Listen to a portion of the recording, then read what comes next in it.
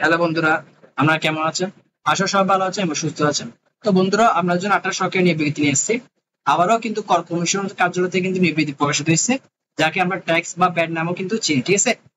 Tax commission থেকে বা bat commissioner থেকে কিন্তু নিবৃত্তি প্রকাশিত হয়েছে।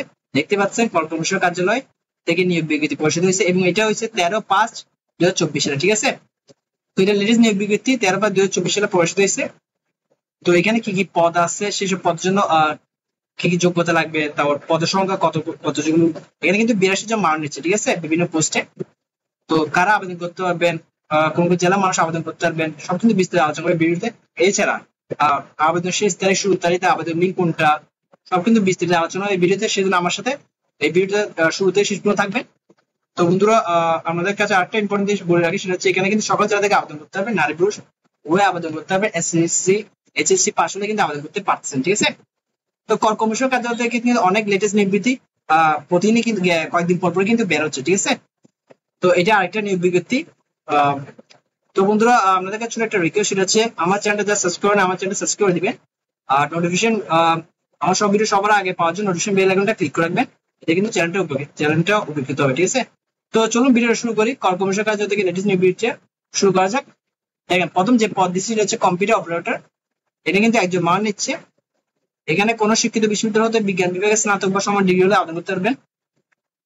তারপর বলতেছে কম্পিউটার মধ্যে প্রতি মিনিটে বাংলা ও ইংরেজি যতক্ষণ 25 ও 30 শব্দ গতিস স্মরণের বিষয়ে সিনিয়র টেস্টে উত্তীর্ণ হলে আবেদন করতে পারছেন, ঠিক আছে?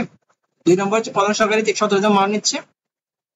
এখানে যোগ্যতা দিয়ে আছে, সুন্দরভাবে লেখা আছে, পড়ে নিবে। 3 নম্বর হচ্ছে উচ্চ মান সহকারী, এখানে কিন্তু 13 জন মান নিচ্ছে। এখানে শিক্ষিত বিশ্ববিদ্যালয় থেকে স্নাতক ডিগ্রি হলে কিন্তু আবেদন করতে পারবে। আর কম্পিউটার টাইপিং স্পিড লাগবে।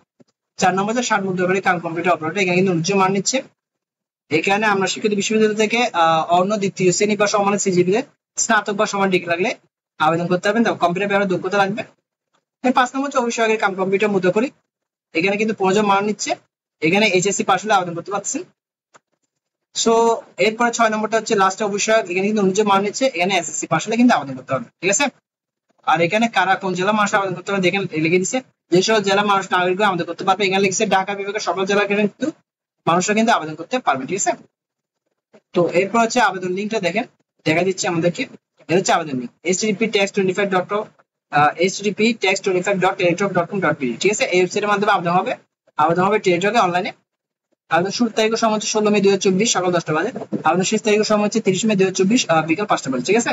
তো এখানে ছবি সাইজ দিয়ে আছে, সুন্দরভাবে লেখা আছে, পড়ে নিবেন।